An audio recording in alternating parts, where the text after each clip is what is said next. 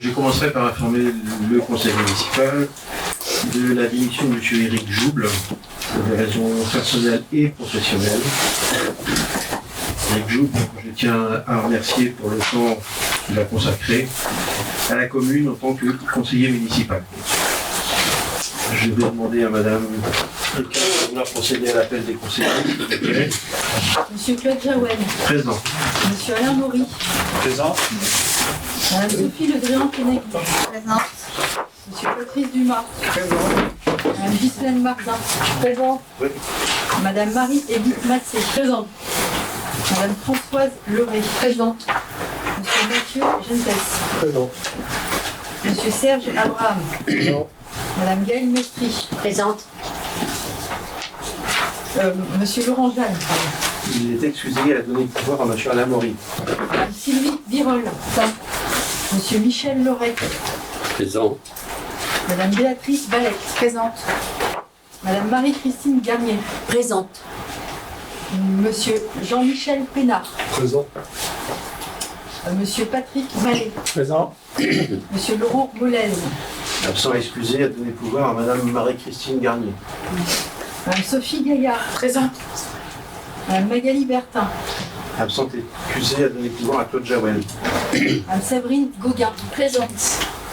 Madame Élise Carpot. Absent pour l'instant. Il semblerait qu'elle soit.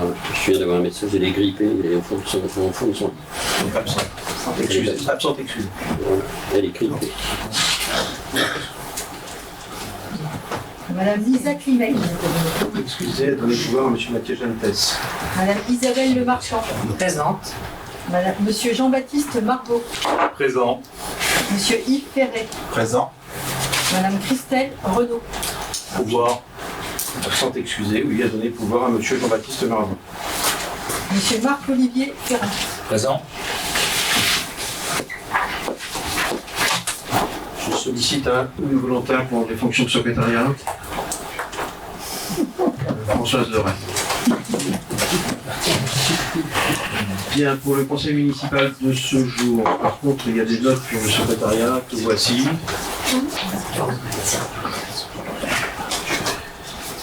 Pour le conseil municipal de ce jour, nous avons une approbation des procès-verbaux des 2 séances précédentes. Concernant la séance du 27 novembre, y a-t-il des remarques sur ce procès-verbal? Remarques, je considère que nous le validons ce soir. Le procès-verbal de la séance du 18 décembre. Des remarques. Je considère donc que nous validons également celui du 18 décembre.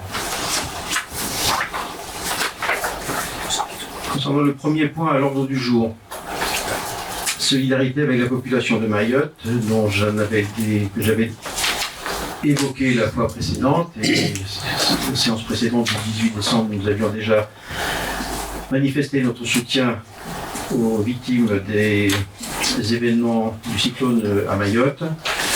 Donc ce soir, je propose au conseil municipal, je rappelle simplement cette cyclone du 14 décembre 2024 qui a dévasté l'île. Nous avons tous vu des images. Je rappelle également que l'Association des maires de France, en partenariat avec la Protection civile, la Croix-Rouge, France urbaine, l'ANEL et l'UNICAS, a appelé les communes et les intercommunalités à participer à la solidarité nationale pour soutenir la population de Mayotte, 16 communes et 16 élus. Le gouvernement et l'ensemble des associations agréés de sécurité civile sont bien évidemment mobilisés pour accompagner la population frappée par cet événement dramatique. Sensible aux drames humains et aux dégâts matériels que cette catastrophe d'une ampleur exceptionnelle engendre, la commune de Menès tient à apporter son soutien et sa solidarité à la population de Mayotte.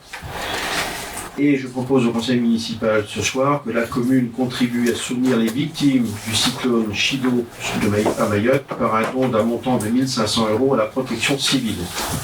Et de compléter ceci par l'expression du vœu que les travaux de reconstruction soient menés rapidement et de manière durable, garantissant des infrastructures vitales, des logements et des écoles adaptés et durables.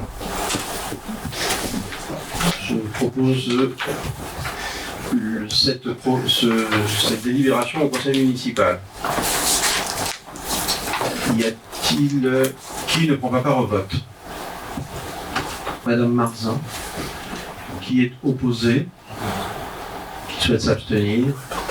Donc, nous le validons et je vous en remercie. Deuxième point de l'ordre du jour, un point d'urbanisme.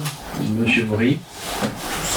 Donc urbanisme ZAC du Feuil, c'est la modification du cahier des charges de cession des terrains et ses annexes, le cahier des prescriptions architecturales, urbaines, paysagères et environnementales. Donc si vous m'autorisez à faire l'économie des premiers vues là, passer à vue la délibération en date du 26 juin 2024, approuvant le cahier des charges de cession des terrains, ainsi que ses annexes, les cahiers des prescriptions architecturales, urbaines, paysagères et environnementales, le CPAUPE, l'eau libre et opérateur, vu les modifications apportées au cahier des charges de cession des terrains et ses annexes du CPAUPE, l'eau libre et opérateur, relatif à la tranche 1 de la ZAC du Feuil, vu l'avis de la commission urbanisme en date du 15 janvier 2025, le cahier des charges de cession des terrains et les cahiers des prescriptions architecturales, urbaines, paysagères et environnementales permettent d'une part de définir les droits et devoirs des acquéreurs, de l'aménageur et de la collectivité dans le cadre de la vente des terrains à commercialiser au sein du périmètre de la ZAC. Il indique notamment le nombre de mètres carrés de surface de plancher dont la construction est autorisée sur la parcelle cédée. D'autre part, de préciser les règles particulières à la construction et à l'aménagement des parcelles privées en imposant des prescriptions techniques, urbanistiques, architecturales et environnementales spécifiques. Les CPAUPE viennent compléter les règles d'urbanisme fixées par le plan local d'urbanisme intercommunal du Val-d'Ille-Aubigné qui a été approuvé le 25 février 2020. Conformément aux dispositions des articles L311-6, 311-11-1 et 311-11-2 du Code de l'urbanisme et les dispositions du CCCT et des CAUPE sont opposables aux demandes d'autorisation d'urbanisme lorsque les documents ont fait l'objet d'une approbation en conseil municipal ainsi que des mesures de publicité prévues par le Code. Cela signifie que les règles et prescriptions qu'il fixe s'imposeront ainsi à l'ensemble des acquéreurs, constructeurs et opérateurs au sein de la ZAC du Feuil. Le CCTT et les CAPUPE sont annexés à chaque acte de vente. Différentes corrections sont apportées au CCCT et au CPAUPE, l'eau libre et opérateur, en raison d'erreurs matérielles présentées en annexe à la présente délibération. Il s'agit des points suivants: modification de la surface de plancher du lot collectif 17 et mise à jour de la surface de 4 lots de terrain à bâtir, 5.1, 5.2, 18.1 et 19.4. Il est proposé aux membres du conseil municipal d'approuver la modification numéro 1 du cahier des charges de cession des terrains et ses annexes et des cahiers des prescriptions architecturales, urbaines, paysagères et environnementales, l'eau libre et opérateur, tels que joints à la présente délibération portant sur la tranche 1 de la ZAC du Feuil, et de valider les mesures de publicité suivantes. Mention de la présente modification du cahier des charges de cession des terrains et du CPAUPE, l'eau libre et opérateur de la ZAC du Feuil sera affichée pendant 1 mois en mairie, diffusée sur le site internet communal et publiée au recueil des actes administratifs. Mise à disposition sur le site internet communal ainsi qu'au service urbanisme de la mairie aux horaires d'ouverture habituels. Transmission à la communauté de communes Val-d'Ille-Aubigné en charge de l'instruction des demandes d'autorisation d'urbanisme et d'autoriser Monsieur le maire à effectuer toutes les démarches et formalités nécessaires à la mise en œuvre de ces mesures de publicité ainsi qu'à la bonne exécution de la présente délibération. Merci beaucoup. Avez-vous des demandes de précision? Je soumets au vote du conseil municipal cette délibération que M. Maury vient de nous présenter. Qui ne prend pas part au vote? Qui est opposé? Qui souhaite s'abstenir?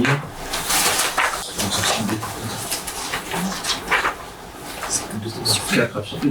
5 abstentions. 5 abstentions. Donc, nous l'avons validé. Le point suivant, budget participatif, une modification du règlement intérieur Béatrice Valette de faire la présentation. Oui, alors, du coup, comme vous le savez, un budget participatif a été lancé depuis 2020 dans le cadre de la démarche de l'agenda 2030 et de la participation citoyenne. Ce budget participatif est l'occasion pour les Meulésiens de proposer l'affectation. Non, c'est la mairie qui propose un budget d'investissement de 25 000 euros pour que les Meulésiens proposent des projets et puissent en bénéficier. Le dispositif, c'est bien un dispositif de démocratie participative et il est à la fois une démarche pédagogique accessible à l'ensemble des Meulésiens et il prend en compte l'action publique, la compréhension, la facilitation et du fonctionnement de la ville par les habitants. Ainsi, il apporte aussi une nouvelle forme de dialogue entre les habitants, les élus et les services municipaux. Et enfin, il permet aux habitants de s'engager sur le territoire en faisant des propositions concrètes. Et lors des différentes phases du projet et de l'inauguration, ça permet aussi de fédérer la population autour des dynamiques collectives. Suite à le nouveau règlement 2024 et le bilan qu'on a fait avec le comité de suivi, il a été proposé d'apporter un petit complément et une modification pour justement rendre encore plus dynamique les démarches, surtout auprès des publics jeunesse. Donc du coup, ce qu'on vous propose aujourd'hui, c'est de permettre pas seulement aux Meulésiens et aux jeunes Meulésiens de proposer des projets, mais bien à l'ensemble des jeunes scolarisés de plus de 12 ans au sein de la municipalité. C'est-à-dire que l'ensemble des collégiens du collège Mathurin-Méheux, accompagnés bien sûr d'un adulte, et notamment il va y avoir deux rencontres avec un animateur jeunesse qui est déjà programmé pour pouvoir les accompagner à formaliser des projets pour la nouvelle édition qui commencera dès demain. Et jusqu'après les vacances, les projets pourront être déposés par l'ensemble. Juste pour les complets, déposer et voter. Alors là, c'est juste. Alors oui, bien sûr. Les scolarisés pourront aussi voter lors de la phase de votation. Tout à fait. Il y a une question? Merci. Oui. Il n'y a pas de question? Si, monsieur Blanc. Oui, monsieur le maire, deux remarques et une question. Alors, la première remarque, c'est j'avais cru comprendre que l'Académie française et le Conseil d'État avaient définitivement pris la décision de bannir des textes officiels l'écriture inclusive. Alors, à la limite que vous vous exonériez de cette décision, pourquoi pas, mais à ce moment-là, soyez au moins cohérent, parce que vous l'utilisez à la page 1, vous ne l'utilisez plus à la page 2, vous le réutilisez à la page 3, vous oubliez à la page 4, donc on perd. Les préconisations qui ont été faites et par l'Académie française et par le Conseil d'État visent à simplifier la lecture pour les personnes dyslexiques ou dysorthographiques qui ont des difficultés à lire ce langage qui ne fait pas partie de notre langage habituel. Moi, j'aimerais qu'on soit clair sur cette position. Où vous l'utilisez et vous êtes en contradiction avec ce que disent nos plus hautes autorités, et ça c'est votre problème, pas le mien, mais au moins utilisez-le proprement à chaque page, et utilisez-le à chaque fois que vous avez besoin de l'utiliser. Ce ne serait pas inintéressant, je crois. Sur le fond, vous faites un règlement que nous allons approuver qui vise à attirer des jeunes de 12 ans, à partir de 12 ans. Mais on l'avait déjà fait longtemps. Bien sûr, mais non, mais très bien. Non, mais très bien, oui, je suis pas complètement idiot. Et vous écrivez des choses qui sont un verbiage que aucune administration habituelle ne peut s'autoriser. Je lis. Concrétiser la transformation des pratiques à travers le renforcement de l'expérimentation et de l'innovation territoriale. Quand un gamin de 12 ans commencera à comprendre, je serais ravi de le rencontrer. Mais si ça s'arrêtait là. L'agenda 2023 se compose de 17 objectifs et 2030, pardon, 17. Vous voyez, c'est ça la dysorthographie et la dyslexie. Et 17 objectifs et 98 indicateurs de suivi pour la France, parmi lesquels figure l'ODD 16.7 relatif à la prise de décision inclusive et qui a pour objectif de faire en sorte que le dynamisme, l'ouverture, la participation, etc., etc., etc. Je ne suis pas certain, monsieur le maire, qu'avec du verbiage comme celui-là, vous attiriez nécessairement des enfants de 12 ans. Et puis à la page 3, une question qui avait déjà fait l'objet d'un long débat, donc il n'y a peut-être pas besoin de refaire un débat sur le sujet, mais vous écrivez en haut de la page 3, projet respectant les principes fondamentaux républicains. Juste là, garde à vous, repos, tout va bien, pas de souci. Vous écrivez, la République est indivisible, laïque, démocratique et sociale. Alors, j'aimerais juste, monsieur le maire, que vous me disiez quels sont les articles de la Constitution qui disent que la République est indivisible, laïque, démocratique et sociale. Parce que si vous citez ces 4 adjectifs, adverbes, vous avez clairement oublié un certain nombre d'autres et vous les mettez dans un ordre qui ne sont pas l'ordre de la Constitution. Alors, ou vous citez la Constitution et là encore vous la citez proprement, ou alors vous vous abstenez de rappeler la loi fondamentale. Merci, monsieur le maire, de m'avoir écouté. Une relecture sera faite pour assurer la cohérence des accords. Pour tout ce qui est inclusif, on sait bien, c'est un choix politique. Ça oui. D'accord, on est bien d'accord. Politique. C'est un choix pédagogique aussi. Et on voit bien, monsieur Marot, qu'il y a des valeurs qui vous passent au-dessus. Madame, ce que vous êtes Alors, en train de s'il vous plaît, on ne vous a pas interrompu. c'est quoi ces valeurs, monsieur le maire? On ne vous a pas interrompu. Vous parlez d'écriture inclusive. Vous dites, on n'est pas contre. Mais si, moi je suis contre. sur le principe, le point qui a été proposé sur le budget participatif a été présenté par Béatrice Valette. Et vous vous adressez à monsieur le maire. Donc déjà, je trouve qu'il y a aussi une façon de parler et de respecter les gens qui n'est pas dans votre ADN. Alors, les valeurs et l'ADN. Il va arriver quoi Tout à derrière fait. Après les valeurs et l'ADN, il va arriver quoi, madame? Eh bien, je ne sais pas, selon vous. Ah non, mais 2 insultes en moins de 2 minutes. pas des insultes. C'est pas ça. J'exprime ma position vis-à-vis de vos remarques et votre intervention qui me choque. Voilà, c'est dit. Monsieur le maire, s'il vous plaît, je vous demande la parole. Et arrêtez aussi de prendre les gens. Et arrêtez de prendre les gens pour des idiots aussi. Vous savez bien qu'un règlement qui est rédigé pour tout le monde. Mais on ne va pas parler de la même façon à des enfants. Et l'animateur jeunesse, il est un animateur jeunesse. Il va s'adapter. Là, c'est un manque de respect aussi des personnes qui travaillent dans votre équipe, dans l'équipe de la commune. Et je clôt mon intervention. Allez, là, monsieur Margot va redemander la parole. Gardez-la, monsieur le maire. Est-ce qu'il y a d'autres remarques? Je soumets donc au vote. En vous demandant de bien vouloir valider cette modification du règlement intérieur du budget participatif. Qui ne prend pas part au vote?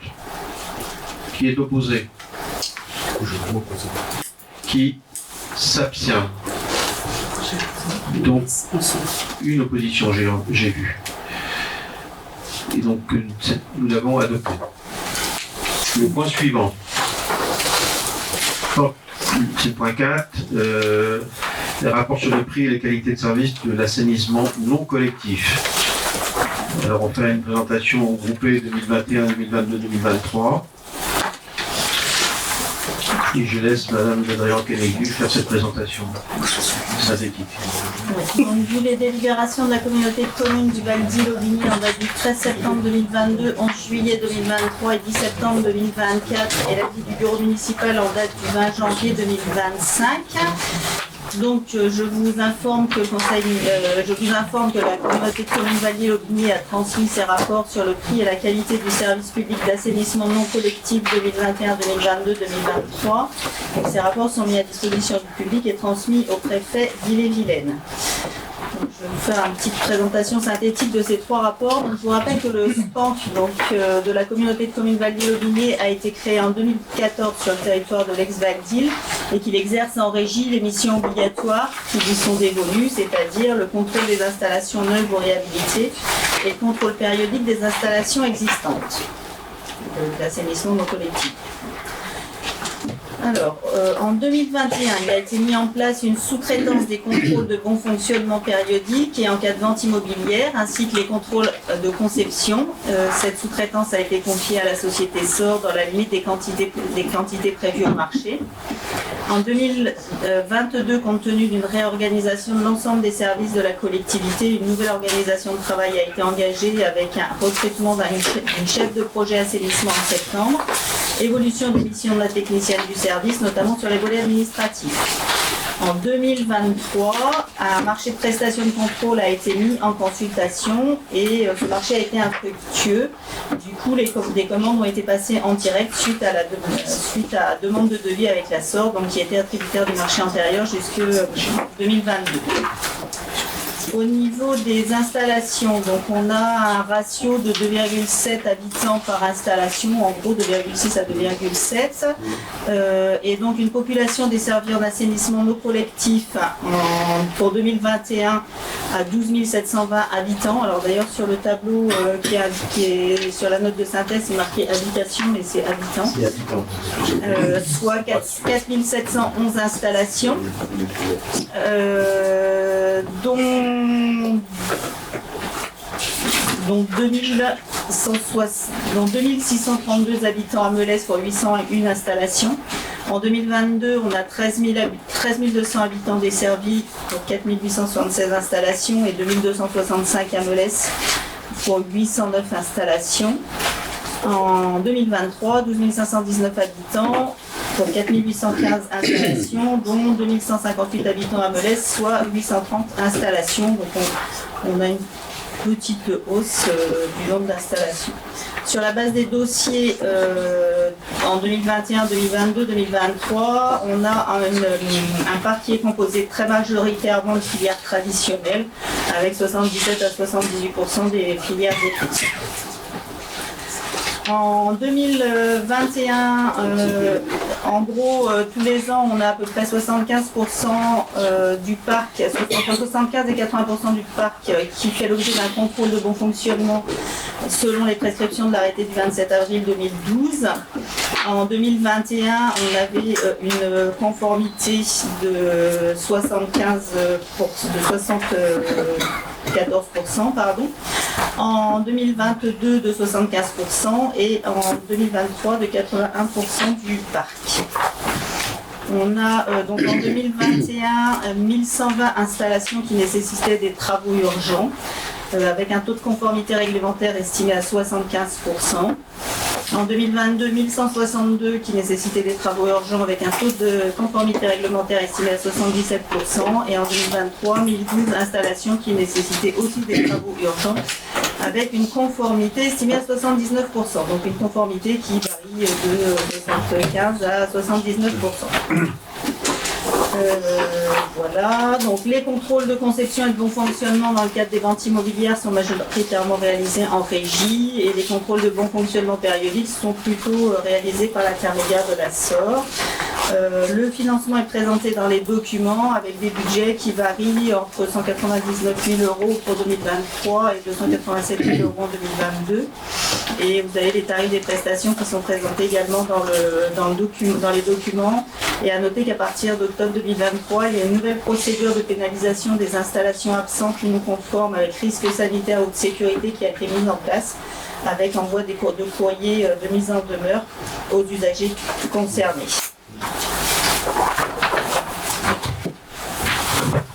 Merci. Vous aviez par ailleurs les documents qui étaient téléchargeables. Y a-t-il des remarques particulières? Monsieur Ferrand. Oui, sur les rapports qui sont remis depuis 2021, 2022 et 2023, on a constaté sur 2021-2022 une augmentation de 69, alors je ne parle que de Melès, 69 habitations qui ont été plus par le SPANC, donc en assainissement non collectif, puis une baisse en 2023, on est passé à 60, moins 9 habitations. Quelle est la tendance actuelle? Est-ce qu'on va continuer à faire des constructions, accorder des permis de construire à des habitations qui ne sont pas rattachées à l'assainissement collectif, ou est-ce qu'on va continuer à l'inverse, continuer à accorder des permis de construire à des habitations qui ne sont pas rattachées, et ça dans un cadre plus global avec ce qui va se passer en 2026 garantisse le transfert de compétences de l'assainissement collectif à l'intercommunalité. Comment de l'autre côté? Voilà, la question. Comment? Je ne vois pas ce que va changer le transfert de la compétence, mais aujourd'hui les demandes de permis de construire sont instruites selon le code de l'urbanisme et le PLUI.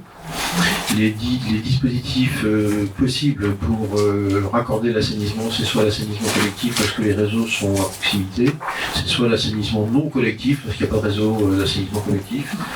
Donc il n'y a pas de... Les dossiers de demande de permis de construire sont traités dans ces conditions-là. Il n'y a pas de frein, a priori, à ne pas accorder un permis de construire s'il n'y a pas assainissement collectif. Voilà. Il n'y a pas de plan de développement d'assainissement collectif. Ah, un schéma directeur d'assainissement collectif, pas dans l'immédiat, il sera établi au niveau de la communauté de communes. D'accord. D'autres remarques? C'est ce qu'on a vu. Donc il n'y a pas de délibération spécifique sur cette présentation, simplement prendre acte que cette présentation a été faite ce soir. Le point suivant porte sur le rapport 2023 de la collectivité du bassin rennais. C'est Mme Massé qui fait une présentation synthétique des points essentiels. Donc la collectivité du bassin rennais, c'est 75 communes, 554 000 habitants, 246 000 abonnés, 46 élus. Elle a 3 missions qui sont la protection de la ressource, la production d'eau potable et la distribution d'eau potable. Tout ça pour un budget de 72 millions en recettes, 42 millions en dépenses, sans compter les restes à réaliser, qui sont de 23 000, donc il reste 7 millions. Une masse salariale de 3 300 000. La protection de la ressource, vous connaissez maintenant les cartes, parce que je vous les présente tous les ans, mais c'est 17 captages, dont 2 barrages, une prise d'eau en étang, 2 prises d'eau en rivière, 10 captages d'eau souterraine et 2 réseaux de drains. La collectivité possède 901 hectares, parce qu'il y a une vraie volonté de protection de la ressource et donc de protection des terres agricoles, avec des baux à clause environnementale, ou alors des bois ou du milieu naturel entretenu.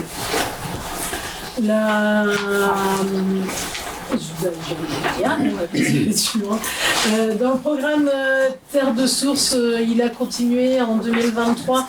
C'était la première année du 3e groupement de commandes. Il y a eu une consolidation aussi des filières végétales. Une SIC a été créée pour coordonner tous les échanges.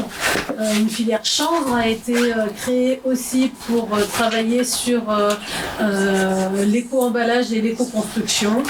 Il y a aussi des études de filière de porc sur paille, de filière de viande rouge.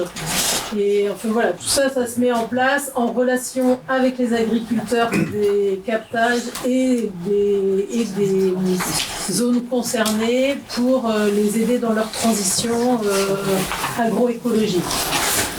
Sur la qualité de l'eau brute, il y a une tendance à la baisse sur l'ensemble des captages dans nitrate et en pesticides, on a une baisse des concentrations maximales mais une hausse des concentrations moyennes.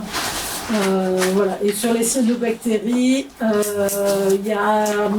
les ressources sont sous surveillance et notamment la retenue de ronfémel et de la chaise. Et le développement a été limité en 2023. Sur la production d'eau potable, il y a 12 usines de potabilisation et en fait si vous regardez le petit diagramme qui est en bas, le camembert en bas à gauche, en fait c'est essentiellement 3 usines qui font la production d'eau potable et le reste c'est des petites usines, entre autres une qui est à Gahar, hein, si on parle de notre territoire, et une à Saint-Aubin-d'Aubigné. Voilà, mais sinon c'est vraiment 3 qui se représentent, qui se partagent, qui produisent le plus. Il y a en 2023 c'est 28 millions de mètres cubes qui sont prélevés, c'est le prélèvement d'eau le plus faible depuis 2018. Et sur ça, il y a 26 millions de mètres cubes produits. Donc on prélève, puis on produit de l'eau potable. Et donc le rendement des usines, c'est 94,9%, soit plus 0,8 par rapport à 2022. Et il y a 93% de l'eau produite qui est distribuée. Pour pouvoir faire tout ça, il faut investir. En 2023, il y a eu des investissements en forte hausse à hauteur de 7,5 millions qui ont concerné les barrages et entre autres le début des autorisations et des préparations de génie civil, etc. sur le barrage de Rofemel qui a été un gros morceau de l'année 2024. Pendant ce temps-là, évidemment, on a continué le programme de modernisation des usines, entre autres à Rofemel, à La Chaumière, à Fins, à La Douété, à Saint-Aubin-d'Aubigné. Et d'autres usines. Voilà. Sur l'adduction, il y a la poursuite de la refonte de l'alimentation de l'ouest de Rennes. Et enfin, sur les réservoirs, vous avez tous vu les grues qu'on aperçoit au loin là-bas sur le château d'eau de La Mézière. Mais il y a aussi eu une refonte des pompages de Saint-Grégoire et de Melesse. Sur la qualité des eaux traitées, la conformité microbiologique est à 98% sur l'autocontrôle que l'on fait en sortie d'usine et de 100% sur les contrôles officiels de l'ARS. Sur les paramètres physico-chimiques, c'est 99,1% en autocontrôle et 90,7% par les contrôles officiels de l'ARS. Voilà. Et vous avez le nombre de prélèvements et le nombre d'analyses justement qui amènent à ces pourcentages. Sur la distribution de l'eau potable, il y a 4619 km de canalisation, c'est-à-dire qu'il y a 10 km 60 d'extension et 43 km qui ont été renouvelés. Le rendement du réseau de distribution il est à 89,7% et donc l'indice linéaire de perte est calculé à 1,7 m3 par jour et par kilomètre de tuyaux. Voilà. Et je vous ai dit tout à l'heure qu'il y avait 246 000 abonnés et ces 246 000 abonnés consomment 24 millions de mètres cubes d'eau. Une des attributions aussi de CEBR, c'est la défense incendie. La défense incendie, elle concernait jusqu'en 2023 en tous les cas la collectivité Rennes Métropole et aussi une assistante DECI pour Melesse, Talensac et Brial-sous-Beaufort. On en a largement profité à travers le schéma directeur qu'on a pu mettre en place. Sur les suivis et le contrôle des délégations de services, en fait, même si l'objectif de la SPL, c'est à partir de 2028 de pouvoir exploiter les usines de production et de s'occuper de la totalité de la distribution sur tout le territoire.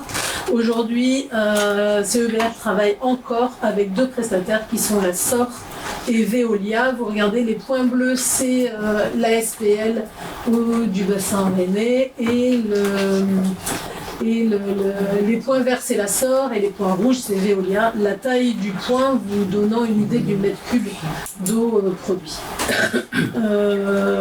Sur la slide suivante, la délégation du service en distribution. Donc je vous disais que là, pareil, la volonté est vraiment d'avoir une eau publique et que donc la SPL, au fur et à mesure des contrats qui sont attribués aux différents secteurs, ces contrats se reporteront sur la SPL au fur et à mesure, mais aujourd'hui, il y a encore 10 contrats. En vert, vous avez la SOR, en rouge, vous avez Veolia, et donc la SPL est sur le reste. Vous avez tous reçu dans vos boîtes aux lettres le courrier qui vous disait que la totalité de la société était passée SPL au 1er janvier.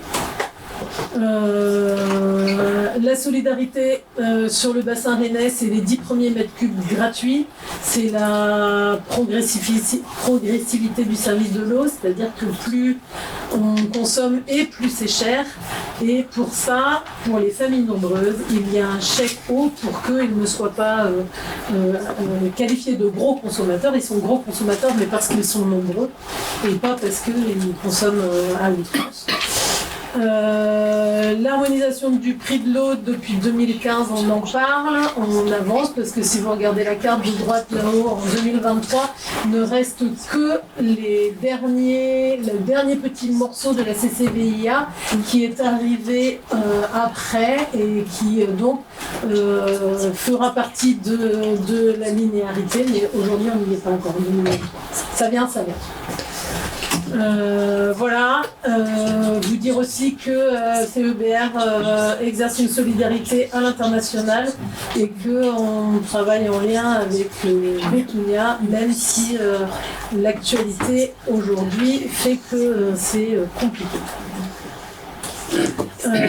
Programme Ecodo parce que oui il pleut, oui il a plu beaucoup l'année dernière, c'est d'autant plus difficile de communiquer sur les économies d'eau, mais oui il faut économiser de l'eau encore toujours, que le nombre d'habitants grossit, qu'il faudra demain consommer moins qu'avec plus d'habitants et donc il faut encore et toujours économiser l'eau et sensibiliser à l'économie d'eau. Consommation énergétique, c'est 640 000 € de dépenses parce qu'il y a eu une forte hausse du coût d'électricité. Parallèlement à ça, des travaux de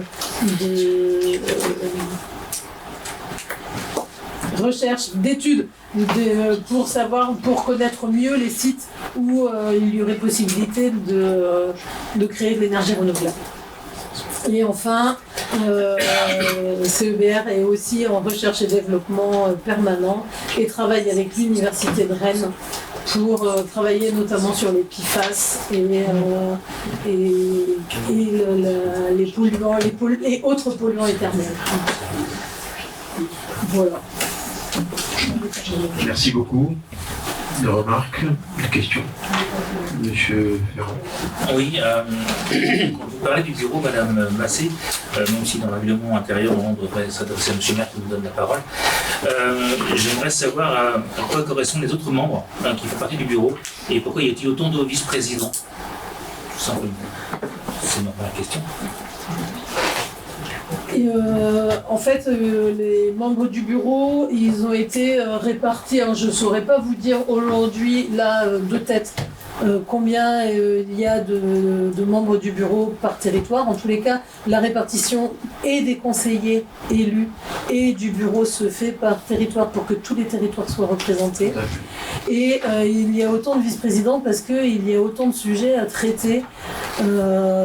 Un vice-président est délégué au rapport avec la SPL dont on vient de parler, un autre est délégué à Terre de Source, un autre est délégué aux finances, un autre est délégué à Rennes Métropole et l'alimentation, un autre est délégué, moi par exemple je suis déléguée sur le territoire Chaise-Canu pour préserver la ressource et sur les captages de la CCVIA.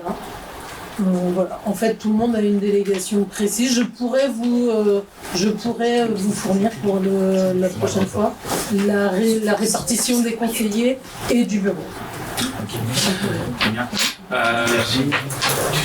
Oui, j'ai une question, excusez-moi. Concernant le chèque famille nombreuse, pourrait-on simplifier un petit peu le process parce que l'adresse mail ne fonctionne plus. Elle fonctionne encore l'an passé, elle ne fonctionne plus cette année. C'est un peu dommage parce que si on loupe, parce qu'il faut l'envoyer un certain temps avant l'émission de la facture, parce que c'est très long, ça n'est pas pris en compte. Et puis il faut à chaque fois renouveler une page une tonne de documents. Pourrait-on simplifier la procédure? Ouais, en fait, on aimerait ne plus avoir à demander aux abonnés la composition des familles et un travail pour ça est initié avec la CAF, mais en fait, RGPD nous complique la tâche et fait que la CAF est réticente à nous transmettre ces données. Ça, je l'entends, mais cela dit, quand on envoie le livret de famille, l'avis d'imposition, on met tout le temps l'avis d'imposition, mais un certain nombre d'informations plutôt personnelles. Je pense qu'une fois que c'est donné, on n'a pas besoin de renvoyer la notion que le livret de famille est acté. Enfin, à moins d'avoir un enfant de plus, peut-être, et de ça, pour ceux qui peuvent, mais on n'a pas à renvoyer systématiquement la même chose, quoi. Sauf modification, encore une fois. Je remonterai cette. Voilà. Et le lien internet, ça ne fonctionne pas. Je me suis fait, entre guillemets, moi, pour moi, mais je pense que je ne suis pas le seul dans ce cadre-là, à me fait avoir cette année. Ok, voilà. Je remonterai l'information. Merci. Merci à vous. Bien, s'il n'y a pas d'autres remarques, avec vous, je prends acte de la présentation du rapport 2023 de la collectivité eau du bassin rennais. Je propose de passer au point suivant, qui est le renouvellement de la convention avec la FGDON. Donc, Sophie Ledréan-Canec-Du. Oui, du coup, ce point a été vu en commission le 4 décembre 2024. Donc, je vous rappelle que nous avons une convention pour bénéficier des services de la FGDON 35 avec une série de services auxquels on a accès. Donc, notamment tout ce qui est programme départemental de lutte et de surveillance frelons asiatiques, des formations, des accès à des programmes de lutte contre les ragondins, les rats musqués, et également tout ce qui est assurance pour les bénévoles, formation pour les bénévoles. Tout ce qui est assistance technique et réglementaire concernant les espèces invasives, l'accès au programme de lutte collective contre les chenilles processionnaires, ça c'est un programme qui est en train de se développer parce que ça augmente de façon importante, soit les chenilles processionnaires du thym ou du chêne. Les piégeages divers et variés, des conseils techniques, vous avez toute la liste sur la note et vous aviez la convention également. Et donc conseil, formation aussi pour les agents et pour les élus. Donc on avait une convention qui se terminait en fin 2024. Et donc on propose de la renouveler pour la période 2025-2028 pour une participation financière de 350 €. Et c'était 310 € avant, et l'augmentation, elle est liée. Alors, avec l'augmentation en fait de certaines populations, notamment ragondins et rats musqués, notamment liées au réchauffement climatique, parce qu'il ne fait plus assez froid l'hiver pour que ces populations se réduisent naturellement. Et également, il y a moins de bénévoles sur le terrain, du coup les techniciens sont obligés de compenser par leur présence. Et après, il y a tous les coûts de transport, etc. Voilà, le fonctionnement habituel. Merci. Une demande de précision. Donc, je soumets donc aux membres du conseil municipal pour la validation des termes de la convention FGDON 35 pour la période 2025-2028, m'autoriser à signer cette convention, ainsi que tout autre document relatif à ce dossier. Qui ne prend pas part à ce vote, qui est opposé, qui souhaite s'abstenir, je vous remercie. Travaux, restructuration de locaux périscolaires, dotation d'équipements territoire ruraux, DETR. Donc, projet de restructuration des locaux périscolaires est susceptible de bénéficier d'une subvention au titre de la dotation d'équipement des territoires ruraux, DETR. Donc, nous avons missionné la société IPH de Cesson-Sévigné pour faire l'étude d'une restructuration partielle au sein des locaux de l'ancien collège et d'une partie de l'école élémentaire, pour à terme permettre aux équipes enseignantes et au personnel de la ville de ne pas travailler dans des conditions dégradées pour accueillir les enfants et soit regroupés. Cette étude a proposé un allotissement des travaux, une partie de VRD, une partie de gros œuvres, une partie de cloison, faux plafond, menuiserie intérieure et extérieure, de revêtement de sol, peinture, plomberie, électricité, et également la formulation de 2 prestations supplémentaires éventuelles, l'une concernant la porte d'entrée périscolaire, l'autre concernant une démolition d'un surbo depuis l'intérieur de la salle 9. Les travaux sont prévus à commencer à partir d'avril de cette année, pour une durée de 4 mois, c'est-à-dire jusque l'été, permettant de préparer ainsi les conditions de la prochaine rentrée scolaire.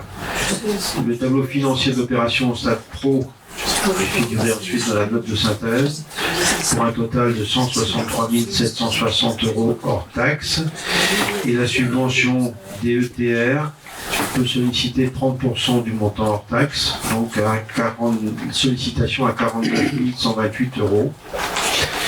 Pour ces travaux-là, dans la catégorie D de la classification des dotations, enfin des subventions DETR, bâtiments destinés à l'enfance, sur laquelle on propose de candidater cette subvention. S'il n'y a pas de remarques, je propose au Conseil de valider, de solliciter cette subvention de dotation d'équipement VAU pour l'exercice 2025 pour un montant de 49 128 €. Qui ne prend pas part au vote? Qui est opposé? Qui souhaite s'abstenir? En vous remerciant.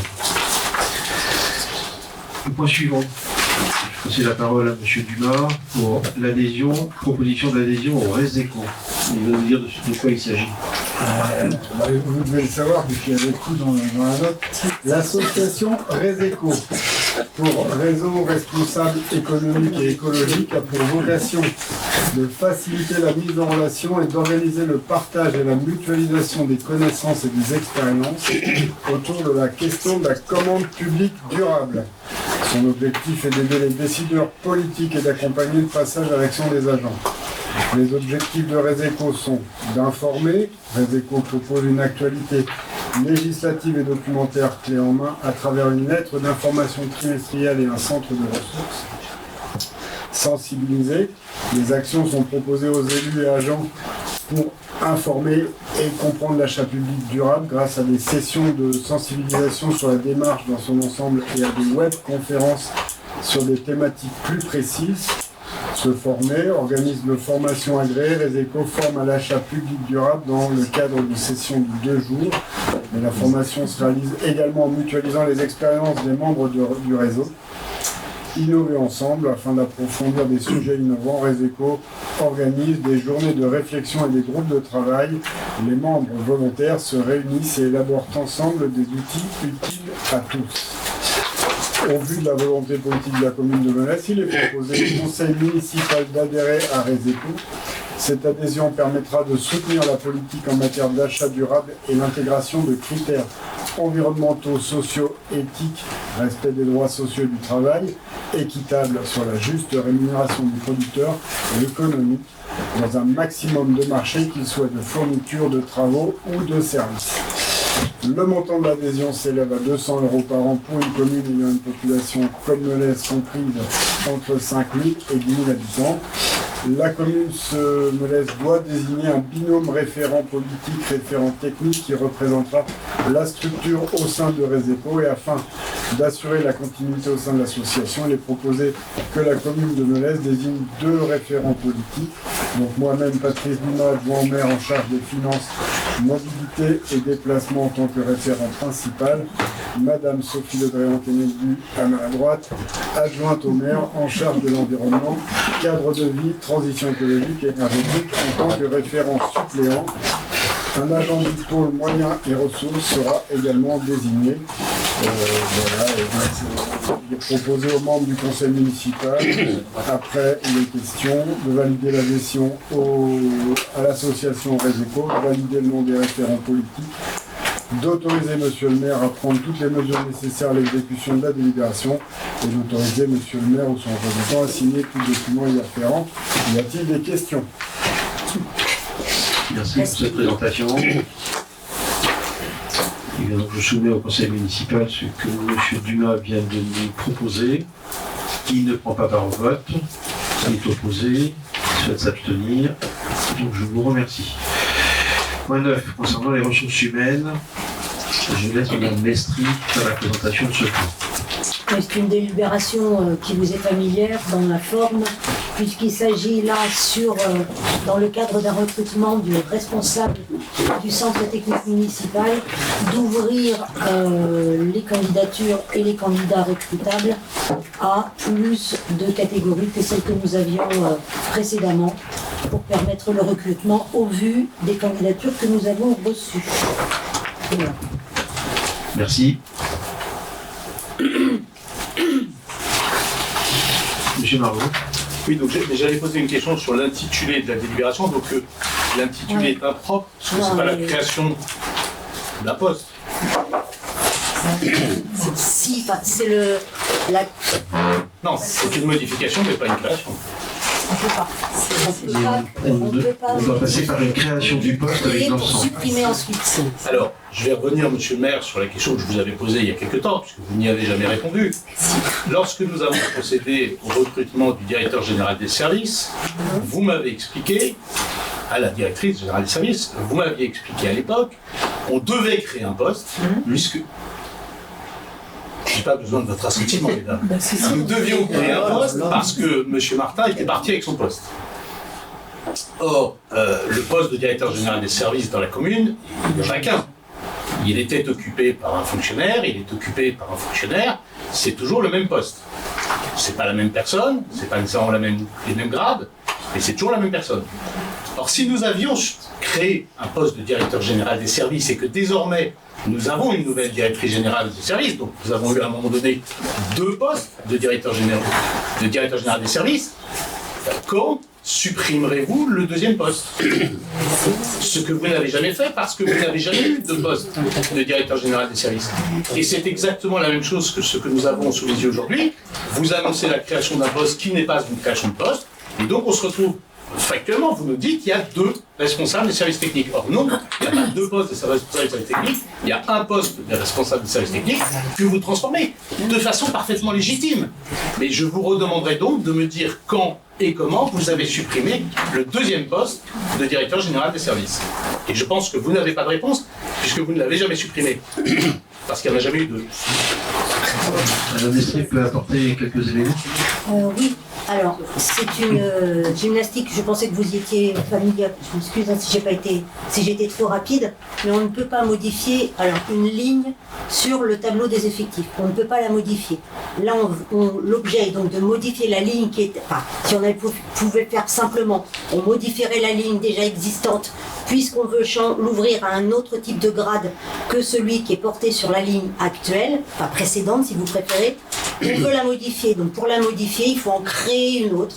C'est comme ça qu'on fait, donc on crée je n'ai pas fini, vous pouvez baisser votre main. On crée une nouvelle ligne qui nous permettra, quand nous aurons recruté, que nous serons sûrs de la personne qui va arriver et nommer, on pourra supprimer la ligne adéquate. Et il ne s'agit pas du directeur des services techniques, mais du centre. J'ai bien compris, madame. Oui, mais vous avez dit directeur des services techniques, je m'excuse. Ah ben non, mais c'est le centre technique municipal. Juste, oui, j'ai bien compris, chère madame. Je n'étais pas sûre quand vous avez dit 2 fois. Donc ça veut bien dire. Oui, monsieur Martin. Ça veut bien dire que si vous créez une ligne, il faut bien d'en supprimer une. Tout à fait, nous la supprimerons quand on saura qui on aura. Pourquoi vous ne la supprimez pas en même temps? Parce qu'on ne sait pas qui on va avoir. Puisque vous ouvrez plus large, d'accord. Alors, je reviens à la question. Ok, très bien, vous ne pouvez pas la supprimer. Alors, pourquoi vous n'avez pas annoncé au conseil municipal avoir supprimé la ligne du directeur général des services? Puisque là, on en a 2 dans le tableau. Je n'ai pas le souvenir que nous ayons créé une nouvelle ligne, mais je vais reprendre et on y a passé 10 minutes lors du conseil municipal qui visait à la création. Je vous retrouverai si vous ne le retrouvez pas. Mais je vais le retrouver, je suis assez grande pour trouver, ne vous inquiétez pas. C'est pas cohérent et c'est pas clair. Mais tous les ans. Tous les ans, c'est la même chose, mais si c'est pas clair, vous savez, quand c'est flou, c'est qu'il y a un loup, disait votre grande amie. Tous les ans. Si chaperon rouge, votre grande amie. Le rouge, madame, vous voit si bien. Tous les ans, il y a une délibération qui est proposée au conseil municipal qui nous permet de mettre à jour le tableau des effectifs. Et dans cette mise à jour, lorsqu'il y a suppression nécessaire, elles sont validées à ce moment-là dans cette délibération. Je reprendrai ça, je pense que peu ont écouté, je reprendrai ça, ce sera repris dans le procès verbal. Chez vous. Voilà. Bien, ce point donc il n'a pas été voté. Donc je le soumets au vote. Qui ne prend pas part à ce vote? Qui est opposé? Qui souhaite s'abstenir? Je vous remercie. Donc, validons cette modification. À suivre, vous aviez les différentes décisions qui ont pu être prises, ainsi que la liste des noms de sanctions liées au DIA, et puis le calendrier des toutes prochaines réunions. Monsieur Ferrand. Je vais aller sur les autres décisions. C'est l'autorisation de signer le contrat avec l'association ACSE 175 pour la mise à disposition d'une personne salariée auprès de la commune. Quel sera le coût pour ce contrat, sachant que en fait c'est une association pour laquelle nous avions versé une subvention l'an passé, d'un montant de 1 000 €. Je m'étonne qu'aujourd'hui on fasse appel à cette association qui en fait est une association d'intérim, mais pour les personnes qui sont éloignées de l'emploi. C'est un débat que nous avions eu avec Mme Marzin il y a un an en commission. Je m'étonne de voir cela aujourd'hui apparaître comme étant devenu un partenaire de la mairie, après avoir été une association que nous avions subventionnée. Je pense que ça n'a rien à voir. Le contrat qui est signé, c'est un contrat qui permet à la commune d'employer une personne qui est sous la responsabilité de Axe 175. C'est une mise à disposition. Mais à votre question, je ferai préciser le montant. Monsieur Marlon. Pourquoi, monsieur le maire, vous n'inscrivez pas cette décision à l'ordre du jour du conseil municipal, lors d'une délibération qui aurait pour vocation d'être un peu pédagogique et expliquer le pourquoi du comment? On s'étonne que tout d'un coup ça figure dans une simple décision du maire, bien cachée à la dernière place, pas du tout, histoire que ça ne se voit pas trop. Caché, c'est trop. Bien caché à la dernière place, histoire que ça ne se voit pas trop. C'est votre avis, monsieur Maurice, c'est pas la vérité.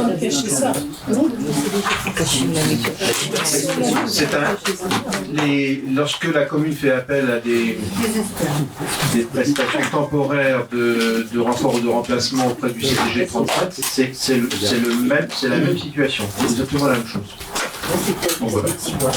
Et j'ai le pouvoir de le faire. C'est peut-être. Donc en particulier, c'est la restauration, le renfort à la restauration. C'est peut-être ce qui explique le glissement des coûts de personnel dans cette commune. Vous êtes incapable de justifier.